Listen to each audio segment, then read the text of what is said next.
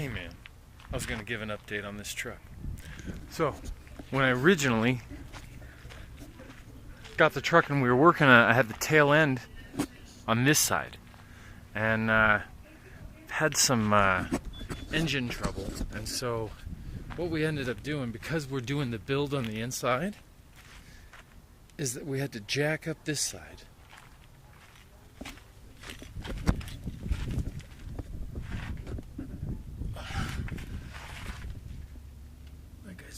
Extended. And we had to let all the air out of this side.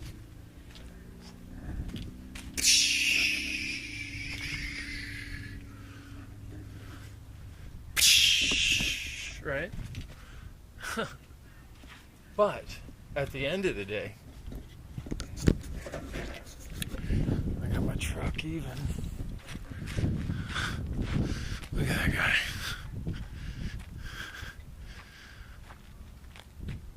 That's as good as eyeballed can get. There's still a little bit of a...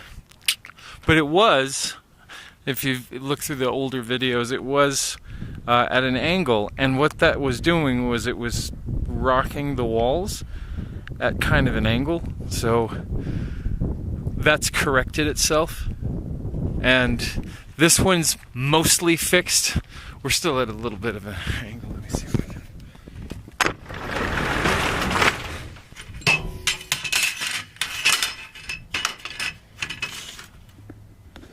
Yeah? But it was crazy.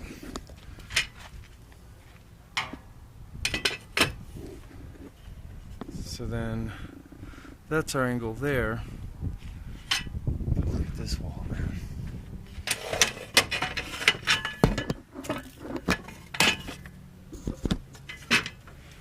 Look how jacked up this wall is. So, that's better.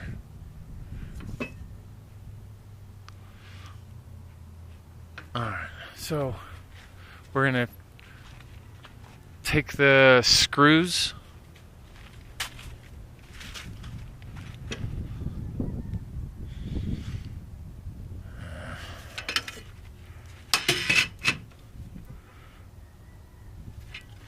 actually, I think it's fixed. I think we're on point there. The walls aren't jacked up anymore. I think the walls are fine. But we did compensate when Jim was helping me out.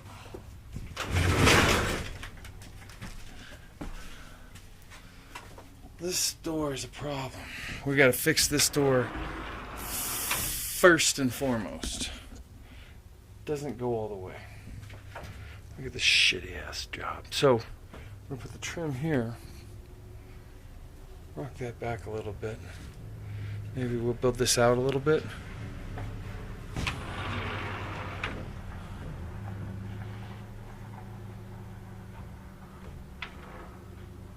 This is a smoked glass door.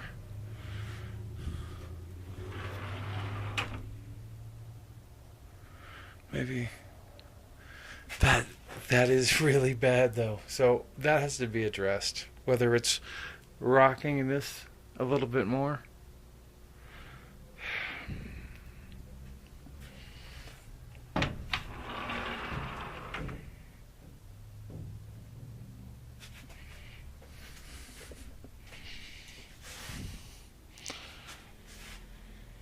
That's kind of where we're at.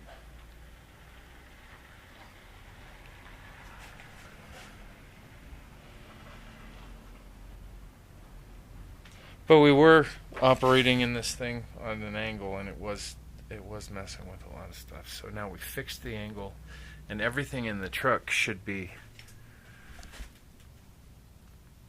correct. Path forward. Just give that little video tour of what we have so far.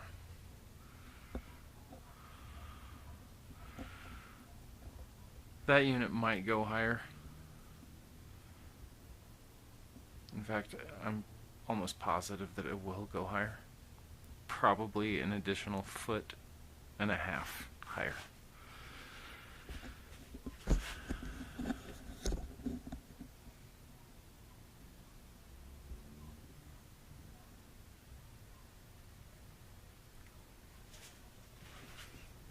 Alright, so upcoming this weekend,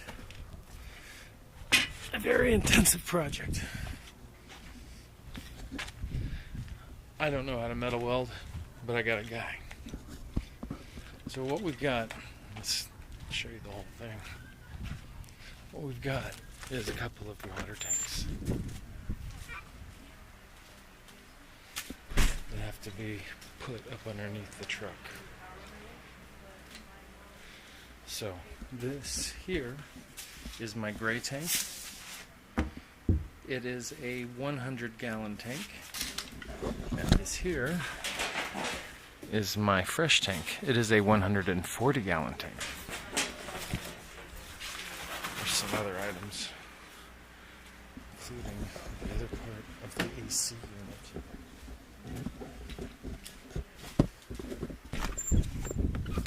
Alright. Now, what's going to happen is that under here, we're going to mount some water tanks. The idea is that they're both on the same side of the truck so that we don't have rocking. A gallon of water is over 8 pounds. So if you've got 140 gallons that you're carting around, that's a lot of weight.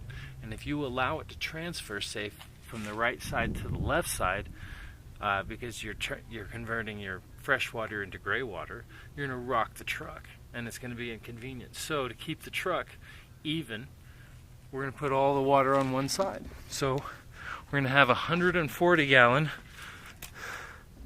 freshwater tank followed by a 100-gallon gray tank.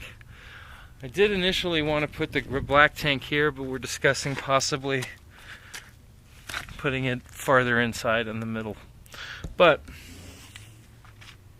we'll have fresh, gray, and then we're going to we're going to box in the tanks and insulate them so that I can, put heat mats in there so that I can be in an Arctic environment and still keep my water.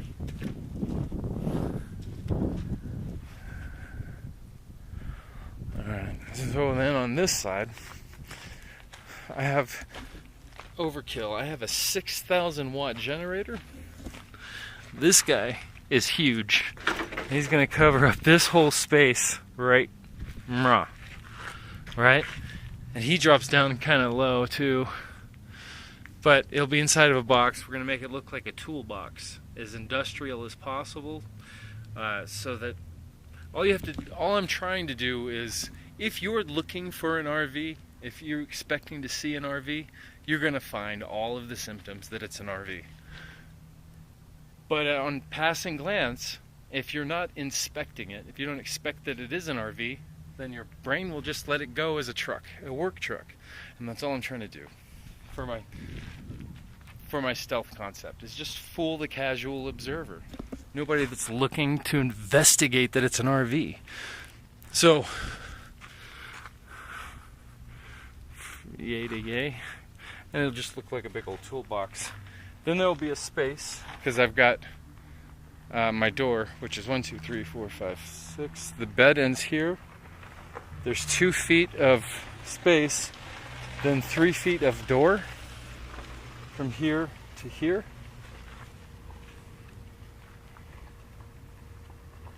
And then I'll have my battery bank.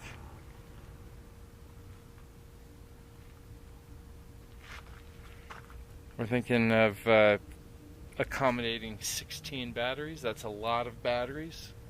I have 8 panels, 8 300 watt panels. That's going to generate 2,400 watts of solar. And then, there's decay that you lose a little bit before it gets to the battery.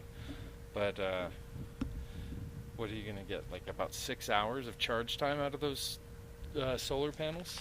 So I got to be able to house that. So we're looking at like 16 6-volt batteries right now. Anyway, we're gonna build the housing for that, right? And then my stairs. So we may end up having to build it. The idea is that we're gonna put it on drawers, like the Death Star, boom, right? And protect it from rocks and debris. So, and then my stairs will be here. But we have to work around the stairs, so it might have to be... But it's all a custom job anyway, so it's cool. And then...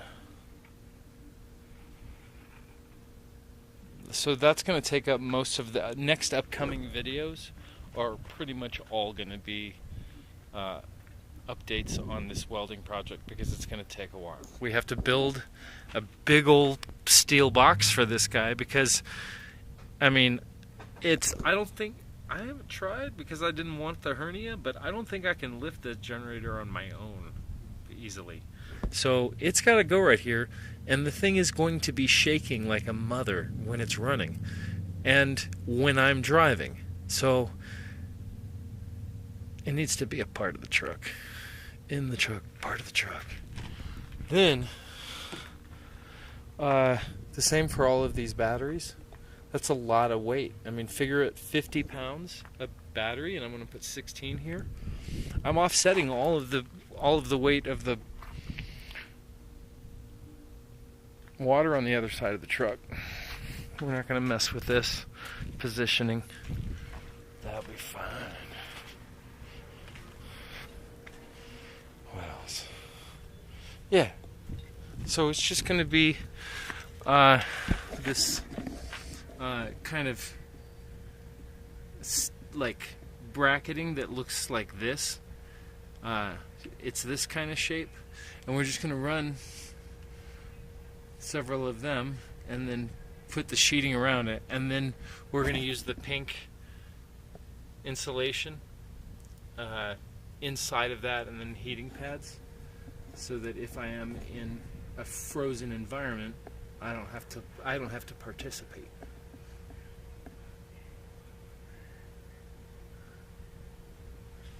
So that's pretty much what we're working on. So I've got Willie working on that, and then I've got Carl working on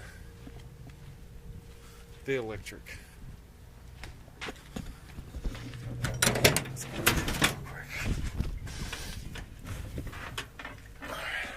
And I need to order a seat. That would be really convenient for driving purposes. Unless I can just use this chair as my driving seat. Wouldn't that be just a lot of fun?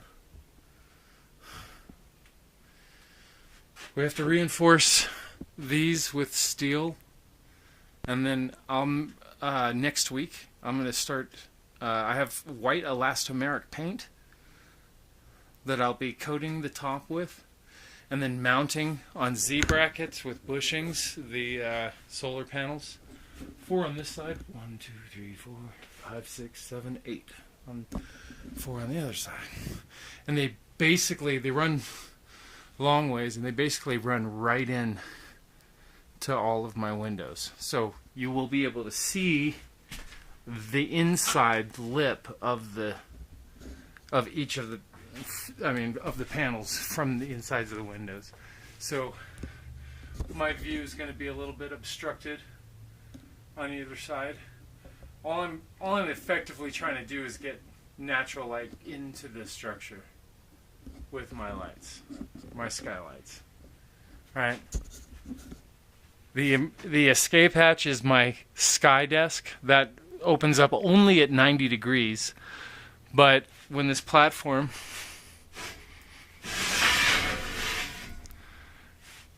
comes out, which we're going to readdress this so that it slides and it's smooth. I want it to be very smooth. I want everything in here to look crisp. When we're finished, you know what I'm saying? But my chair, when this is in its full upright position, which is up to about here, then my chair pops in to the platform, and I sit through my sky desk, and I have a view that's 13 feet up in the air on some scenic lookout and having a great time.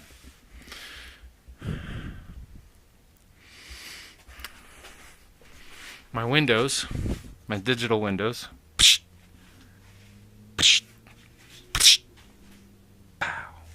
right? So I have a digital feed coming into the TVs, but no windows on the outside. So that will be addressed very soon. We're finishing up the electrical. This is the wrong box. We need to put a double in here.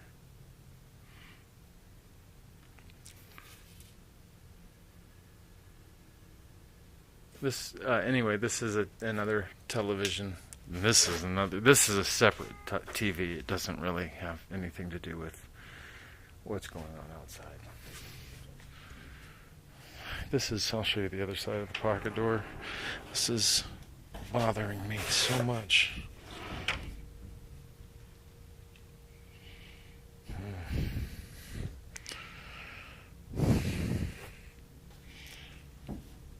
I mean, there's framing that goes out here a little bit, right? The trim.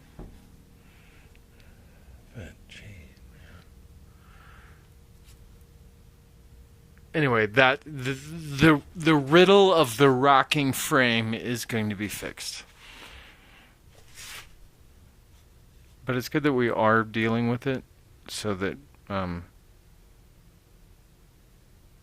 we can monitor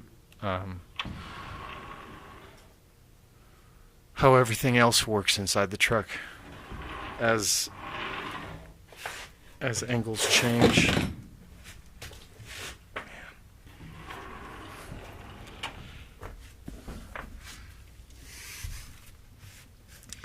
We're going to raise up that door. Oh, we got the fork of it. I think the position of the door's just so high.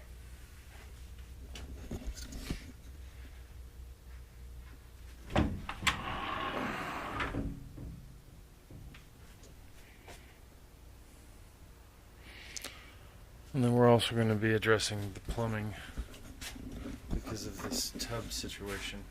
So it's a step-in jacuzzi tub, right? Bubble jet tub. We should be honest, that's a bubble jet tub. That's not a jacuzzi tub. I don't know why they call it a jacuzzi tub. But it's a bubbler, really. So there's bubblers in where the feet are and where the butt are, right? Well, check this out. I'm going to fill this with 15 gallons. I got 140 gallons of fresh, but I don't want to burn it all in one epic shower. So we let this fill up with 15 gallons. It looks like it could take 15 gallons. And then we're gonna pop in a second drain hole. We've got the one drain hole down there. We're gonna pop in a second so that you can cork the regular drain, right? And then you're going to be running, this is currently the tankless water heater. It's a big boy. Well, we're going to get a less big boy, and we're going to valve into that guy, the second tankless water heater. The reason for the second tankless water heater, the cord's just heavy, that hurt. The reason for the second is because when you're recycling water, I mean, it's going to get dirty. You're going to wear down the other tankless water heater pretty quickly. So it's going to be a cheaper one that I can flip out a whole bunch. Anyway, we may be mounting that next to it. But the idea is you valve into the second tankless water heater. 2 pumps, one to run a second cold water source from the main, which is just warm. But then you can heat it up the other way. So that all has to still be worked out. That guy has to be mounted there. All upcoming in the next couple of weeks and videos. Thanks for hanging with me and watching.